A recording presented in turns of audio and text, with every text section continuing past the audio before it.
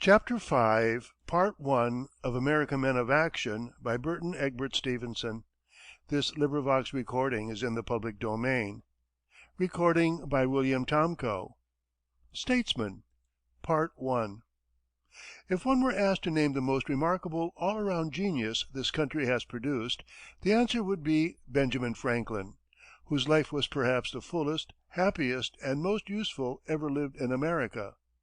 There are half a dozen chapters of this series in which he might rightfully find a place, and in which, indeed, it will be necessary to refer to him, for he was an inventor, a scientist, a man of letters, a philanthropist, a man of affairs, a reformer, and a great many other things besides. But first and greatest of all, he was a benign, humorous, kind hearted philosopher, who devoted the greater portion of his life to the service of his country and of humanity. Benjamin Franklin was born at Boston in 1706, the 15th of a family of 17 children. His father was a soap boiler, and was kept pretty busy providing for his family, none of whom, with the exception of Benjamin, ever attained any especial distinction, this being one of those mysteries of nature which no one has ever been able to explain, and yet which happen so often. The production of an eagle in a brood of common barnyard fowls. A miracle, however, which never happens except when the barnyard fowls are of the human species. Benjamin himself, at first, was only an ugly duckling in no way remarkable. At the age of 10, he was apprenticed to his brother, who was a printer, and needed a boy to do the dirty work around the office, and thought there was no need of paying good money to an outsider, when it might just as well be kept in the family. So Benjamin went to work sweeping out, and washing up the dirty presses, and making himself generally useful during the day, but, and here is the first gleam of the eagle's feather, instead of going to bed with the sun as most boys did, he sat up most of the night reading such books and papers as he was able to get hold of at the office, or himself writing short articles for the paper which his brother published. These he slipped unsigned under the front door of the office, so that his brother would not suspect they came from him, for no man is a prophet to his own family, and these contributions would have promptly gone into the waste-basket had his brother suspected their source. As it was, however, they were printed, and not until Benjamin revealed their authorship did his brother discover how bad they were. After he had served in the printing office for 7 years, Benjamin came to the conclusion that his family would never appreciate him at his real worth. He was like most boys in this, differing from them only in being right. So he sold some of his books, and without saying anything to his father or brother, who would probably have reasoned him out of his purpose with a cowhide whip, he hid himself on board a boat bound for New York. Arrived there, he soon discovered that printers and budding geniuses were in no great demand, and so proceeded on to Philadelphia, partly on foot and partly by water. Everyone knows the story of how he landed there, with only a few pennies in his pocket, but with a sublime confidence in his ability to make more; how he proceeded to the nearest bake shop, asked for 3 pennies' worth of bread, and when he was given 3 loaves, took them rather than reveal his ignorance by confessing that he really wanted only 1 loaf, and walked up Market Street with a loaf under each arm and eating the third. He has told the story in his inimitable way in his autobiography, a work which gives him high place among American men of letters. Small wonder that red cheeked Deborah Read smiled at him from the door of her father's house. But Franklin saw the smile and remembered it, and though it brought them both distress enough at first, he asked Deborah to be his wife 6 years later, and she consented, and a good wife she made him. Years afterward, when he was ambassador to France, and the pet of the French court, the center of perhaps the most brilliant and witty circle in Europe, the talk, one day, chanced to turn upon tailors, of whom the company expressed the utmost detestation. Franklin listened with a quiet smile, which some one at last observed. "Don't you agree," he was asked, "that tailors are a conscienceless and extortionate class?" "No," he answered, still smiling. "How could I? You see, I'm in love with mine." And he told proudly and with shining eyes how the clothes he wore had been spun into thread and woven into cloth, and cut out and fitted and sewed together by his wife's own hands.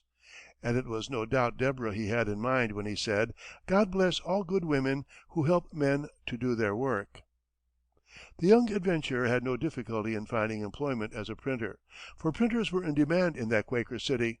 He prospered from the first, and at the age of 24 had a little business of his own, and was editing the Pennsylvania Gazette. 2 years later, he began the publication of an almanac purporting to be written by one Richard Saunders, and which soon won an immense reputation as Poor Richard's Almanac. As an almanac, it did not differ much from others, but in addition to the usual information about the tides and changes of the moon and seasons of the year, it contained a wealth of wise and witty sayings, many of which have passed into proverbs and are in common use to day. Here are a few of them: "Virtue and a trade are a child's best portions." "Write injuries in dust, benefits in marble." "The way to be safe is never to be secure." "When you are good to others, you are best to yourself." "Well done is better than well said." "God helps them that help themselves." "Wish not so much to live long as to live well." "He that won't be counseled can't be helped." That he was a philosopher in deed as well as in word was soon to be proved, for at the age of 42 he did the wisest thing a man can do, but for which very few have courage. He had won an established position in the world and as much wealth as he felt he needed, so he sold his business, intending to devote the remainder of his life to science, of which he had always been passionately fond. Already he had founded the Philadelphia Library and the American Philosophical Society, had invented the Franklin stove, and served as postmaster of Philadelphia, and, a few years later, he established the institution which is now the University of Pennsylvania. It was at about this time that, by experimenting with a kite, he proved lightning to be a discharge of electricity, and suggested the use of lightning rods. But his scientific studies were destined to be interrupted, for his country called him, and the remainder of his life was passed in her service, first as agent in London for Pennsylvania, where he did everything possible to avert the Revolution, then as a member of the Continental Congress, and one of the Committee of Five which drew up the Declaration of Independence, then as ambassador to France, where, practically unaided, he succeeded in effecting the alliance between the two countries which secured the independence of the colonies, and finally as President of Pennsylvania and a member of the Constitutional Convention. His last public act was to petition Congress to abolish slavery in the United States. If one were asked to name the three men who did most to secure the independence of their country, they would be George Washington, who fought her battles; Robert Morris, who financed them; and Benjamin Franklin, who secured the aid of France. When Thomas Jefferson, who had been selected as minister to France, appeared at the court of Louis XVI, he presented his papers to the Comte de Vergennes. "You replace Mr. Franklin?" inquired the nobleman, glancing at the papers. "No, monsieur," Jefferson replied, "I succeed him. No one could replace him." And that answer had more truth than wit. Honors came to Franklin such as no other American has ever received, but he remained from first to last the same quiet, deep hearted, and unselfish man, whose chief motive was the promotion of human welfare. He had his faults and made his mistakes, but time has sloughed them all away, and there are few sources of inspiration which can compare with the study of his life. No family has loomed larger in American affairs than the Adams family of Massachusetts. John Adams, President himself, and living to see his own son President, an experience which, probably, no other man will ever enjoy, had a second cousin who played a much more important part than he did in securing the independence of the United States. His name was Samuel Adams, and when he graduated from Harvard in 1740, at the age of 18, his thesis discussed the question, "Whether it be lawful to resist the supreme magistrate of the Commonwealth cannot otherwise be preserved," and answered it in the affirmative. Samuel Adams was a silent, stern, and deeply religious man, something of a dreamer, a bad manager, and constantly in debt.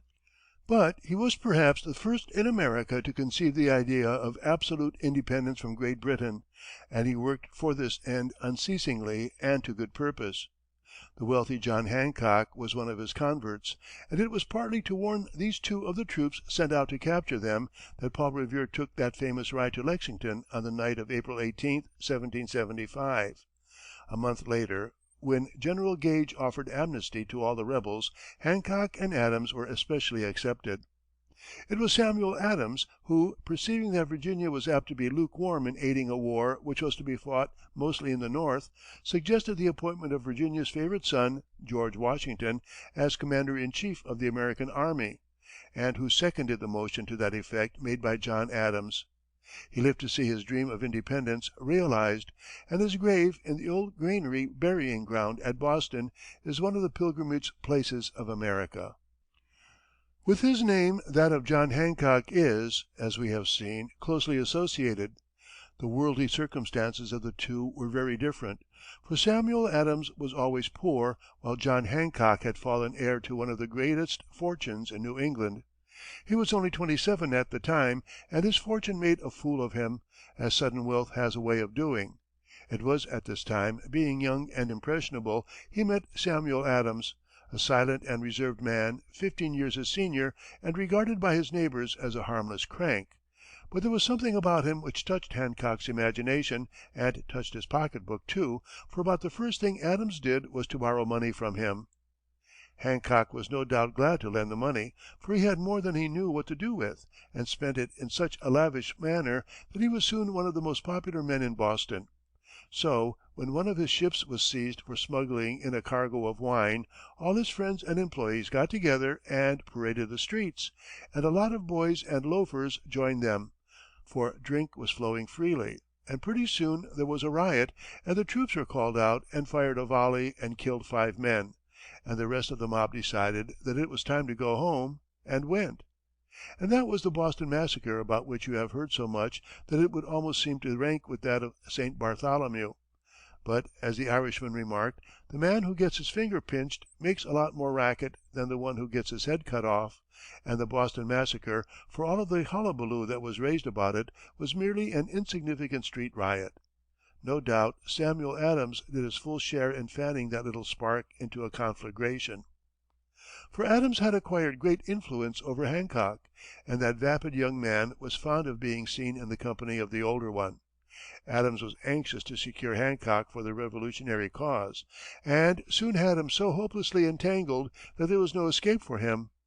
On the anniversary of the Boston Massacre, he persuaded Hancock to deliver a revolutionary speech, which he had himself prepared, and after that there was a British order out for Hancock's arrest. Adams contrived that Hancock should be one of the 3 delegates from Massachusetts to the Continental Congress. John and Samuel Adams were the other 2, and Hancock was deeply impressed by the honor. At the second Congress, Adams saw to it that his friend was chosen president. In consequence, Hancock was the first signer of the Declaration of Independence, the incident which is the best known in his career. He signed the document in great sprawly letters, remarking grandiloquently as he did so, "I guess King George can read that without spectacles," and for many years John Hancock was the synonym for a bold signature. He was afterwards governor of Massachusetts for more than a decade, and on one occasion attempted to snub Washington, with very poor success. His body lies in the old Granary burying ground, only a step from that of Samuel Adams. One day, while Thomas Jefferson was a student at William and Mary College, at Williamsburg, a young friend named Patrick Henry dropped in to see him, and announced that he had come to Williamsburg to be admitted to the bar. "How long have you studied law?" Jefferson inquired. "Oh, for over 6 weeks," Henry answered. The story goes that Jefferson advised his friend to go home and study for at least a fortnight longer, but Henry declared that the only way to learn law was to practice it, and went ahead and took the examination, such as it was, and passed. That was in 1760, and Patrick Henry was 24 years old at the time. He had been a wild boy, cared little for books, and had failed as a farmer and as a merchant before turning to law as a last resort. Nor as a lawyer was he a great success, the truth being that he lacked the industry and diligence which are essential to success in any profession. But he had one supreme gift, that of lofty and impassioned oratory. In 1765, as a member of the Virginia House of Burgesses, he made the rafters ring and his auditors turn pale by his famous speech against the Stamp Act. As a delegate to the Continental Congress in 1774, he made the only real speech of the Congress, arousing the delegates from an attitude of mutual suspicion to one of patriotic ardor for a common cause. "Government," said he, "is dissolved. Where are your landmarks, your boundaries of colonies? The distinctions between Virginians, Pennsylvanians, New Yorkers, and New Englanders are no more. I am not a Virginian, but an American." Samuel Adams said afterwards that, but for that speech, which drew the delegates together and made them forget their differences, the Congress would probably have ended in a wrangle.